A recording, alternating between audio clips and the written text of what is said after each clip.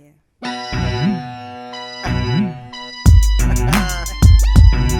And the rich took over American politics. Can Maine stop it? It says the 2024 election is the costliest election in U.S. history. Crazy. Look at this.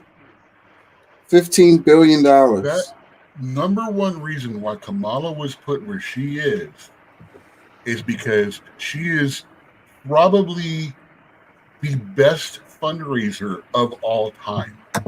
She raised a lot of money. And you got to She's wonder. she's better than Hillary at getting money. I'm telling you, and that's not a good And sign. Hillary was, yeah. That's What's not a not the good good sign. sign is it's the left that's the ones that are the best fundraisers. You Well, would no, think it see, should be the right, well, which no, means no. I Well, kind of want to know what's up there. what I see is that she easily bought or easily influenced Okay, because thank you. these folks gonna put money where it's gonna benefit them. So Exactly. they're hedging their bets. So they're gonna be they probably put money on both sides. A lot of these big corporations, but if Hillary can raise so much money so quickly, then that means they're like, okay, this is our guy. You know what I mean? This is our girl. This is who we're going with. She's gonna bend to whatever we want. You know, I think that's what that's saying. And for some of them, literally, they will bend to whatever you want. So let me read this. It says corporations and wealthy elites are throwing in millions of dollars to influence the results. But as recently as 2010, it wasn't like this. Yeah, so the money has been blowing up. Look at this chart, you know, and the more I money. gotta say one thing. I will give Kamala just as much of a chance as I have every single president that ever got there if she gets it. However, there is one move that if she does, I will 100% be against everything she does from then on. If she gets rid of Lena Khan, Yeah, hopefully she stays in there. That if that she gets rid of Lena Khan, I that'll have be a absolutely signal. no faith in her That's whatsoever. that's definitely something to look out for right there because That that will will be actually very make me telling. take it. That will make me take a step toward the right if she does You that. you would Not know just exactly where she not just is if she stay. does that. Yes. And You, guess what? Guess who agrees with me on that? Or who I agree with on that? Someone you would never think. AOC. oh yeah, She yeah. actually she said I this didn't see that. she says there will be a democratic revolt if you get rid of her. She better not. I'll see if I can find the clip for you. But all of this money, so it's good that we're on this topic because all of this money pouring in could totally push for that. Because that's what those corporations want. They want her out. They've been saying it publicly. CEOs left and right. We don't like this chick. We need to get her up out of there. And all of this money they putting in, yes, that's definitely something to watch for. But what I was about to say was all of this money, the more money that's coming into politics, the less reactive your representatives are going to be to the people. You know what I mean? You know who they're going to be beholden to. These people giving them hundreds of millions of dollars, bro. You think they're going to care about you calling your representative about this topic or that topic when this dude just gave them $300 million? You know what I'm saying? Whatever he wants, he gets.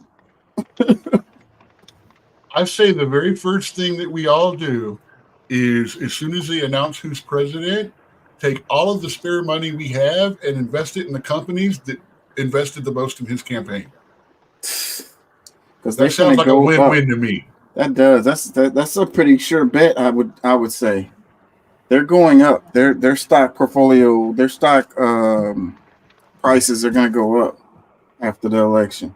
Let me read some of this. It says before 2010, it was illegal for politicians to take money from corporations, and another rule prevented corporations from trying to influence the election. That all changed in 2010 when the Supreme Court ruled that corporations could spend unlimited money to influence elections as long as they did it independently of a campaign. So that's why that money just be kind of pouring in from nowhere, and then they have all of these packs. Man, this any other country we would call this corruption. I call it that too. But regardless, what can we do? What are we gonna do? Nothing. Sit back and wait till another cycle go on and talk about it again. That's so sad. Let me read this. It says the 2010 Citizens United ruling let corporations infiltrate our elections, but it was a smaller case, Speech Now, that led to the absolute explosion of super PACs. It says, how does the Citizens United decision still affect us in 2024? Voters have a right to know which wealthy special interests are spending big money to influence our vote and our government to rig the political system in their favor. But as the 2024 elections approach, a case decided by the U.S. Supreme Court over a decade ago continues to threaten that fundamental right. The decision allowed corporations to pool their money and funnel them into elections.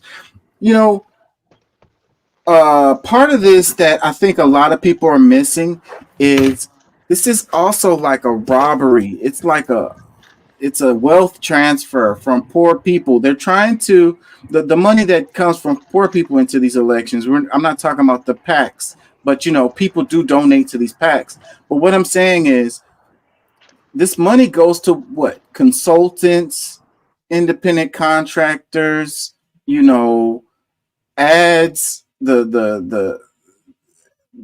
yeah, you know the what's come media out of conglomerates. TikTok, YouTube, Twitch, all of these influencers are being paid 10, 15, 20, $30,000, as much as $50,000 has been reported so far to do videos supporting the Harris campaign.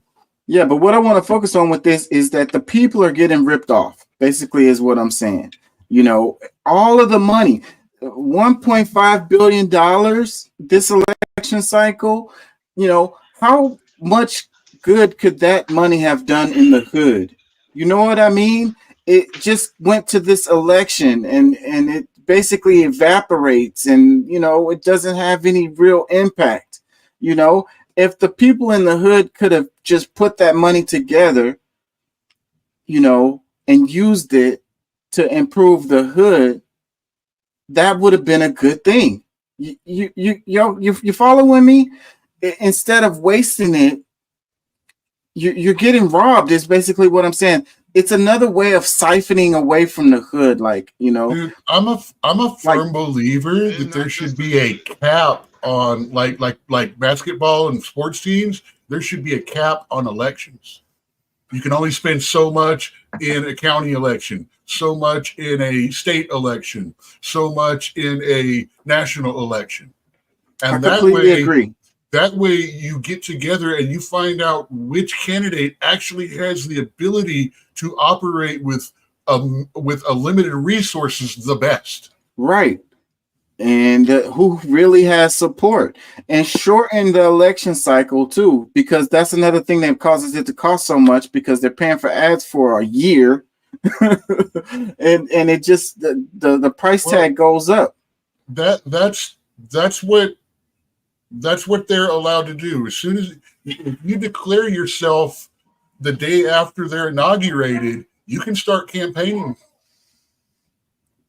So I'm just saying that the regular folks are getting ripped off in the process related to how we donate to these political campaigns. And it's huge amounts of money that could go to help people.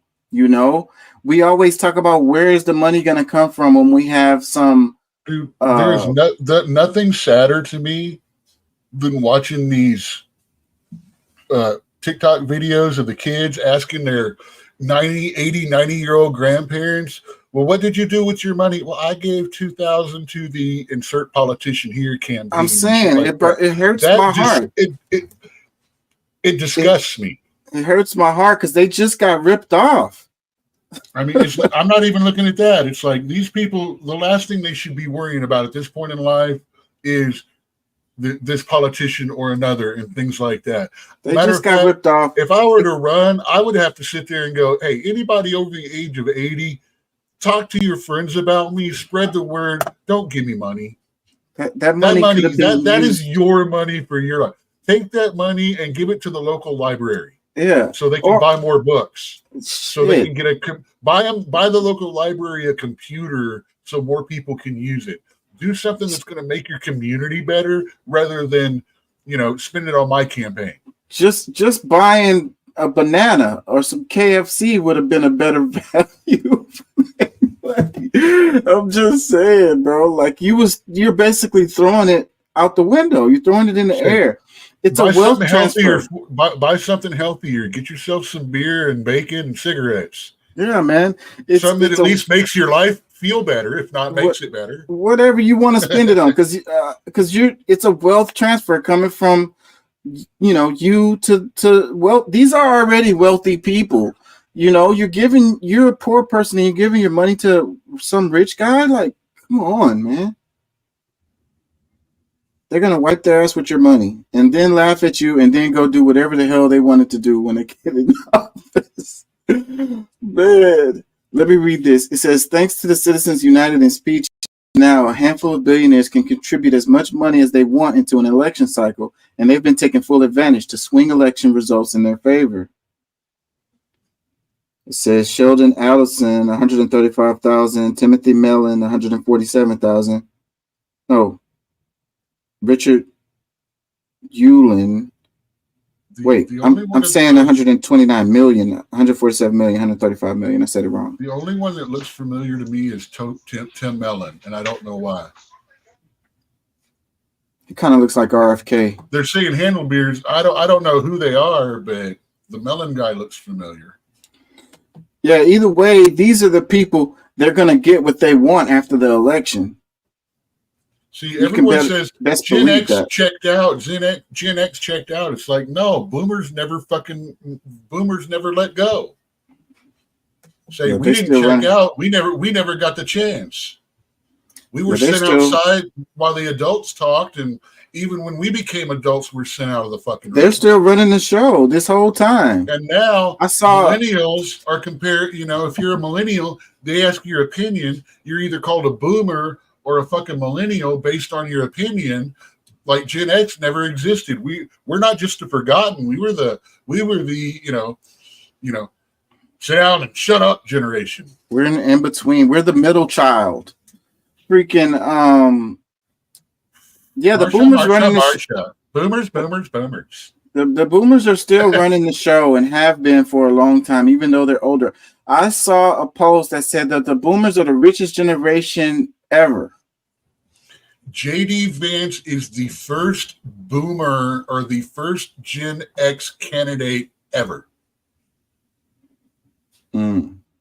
It's all been boomers up to now. And Kamala, I'm sorry. I know how they've obfuscated the dates recently to try to change that generation to put you in Gen X, but you're last year a boomer. Pair of court rulings legalized the super PAC, a vehicle for corporations and billionaires to pour unlimited money into elections.